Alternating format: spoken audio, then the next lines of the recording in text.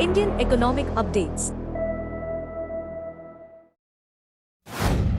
India's capital spending on road and highway construction hit 3.01 lakh rupees crore in the last fiscal year due to unprecedented government and private investments. Government expenditure reached 2.64 lakh rupees crore, while private spending totaled 34,805 crore rupees, both reaching all-time highs. The Ministry of Road Transport and Highways completed 12,349 kilometers of national highways in 2023-24, the second highest ever, with projects awarded totaling 8,581 kilometers. Despite falling short of initial targets, National Highways length increased to 1,46,145 kilometers in 2024 from 91,287 kilometers in 2014, with significant improvements in project award and construction pace.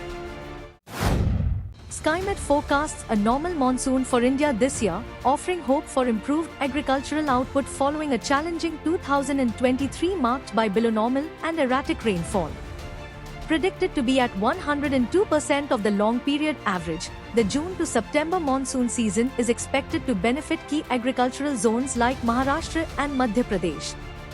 Although the India Meteorological Department (IMD) has yet to release its monsoon forecast, it anticipates El Niño conditions to persist initially, leading to heat waves.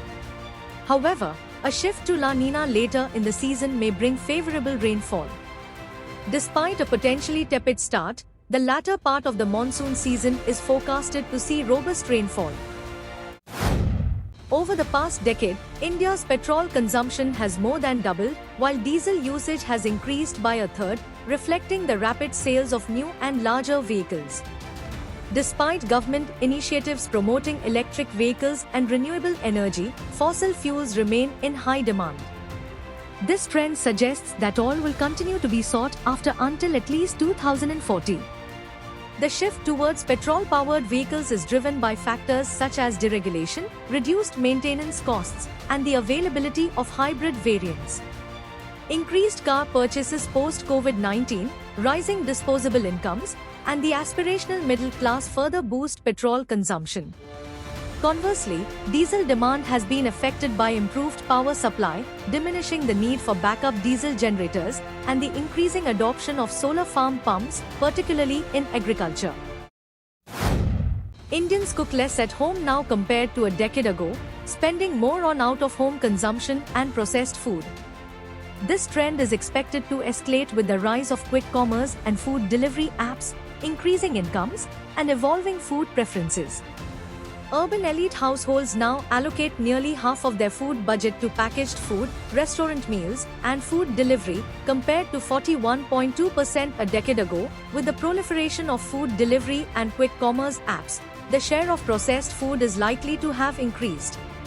Spending on processed food has risen 2.2 times for elite urban consumers and 3.3 times for middle-income consumers, while the proportion of overall expenditure on food items has decreased for the top 5% of urban population. There is a decrease in spending on staples, suggesting a decline in home cooking among elite urban households. RIL, L&T, Greenko, and Welspun plan to establish green hydrogen and ammonia units at Gujarat's Deen Dayal Port Authority (DPA) in Kandla, with a projected investment of up to 1 trillion rupees.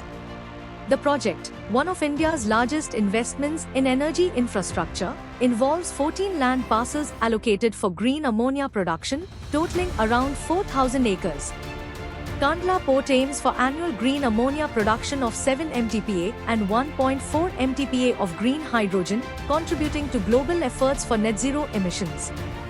The National Action Plan for Green Shipping promotes renewable energy and clean fuels at ports, including ammonia and hydrogen.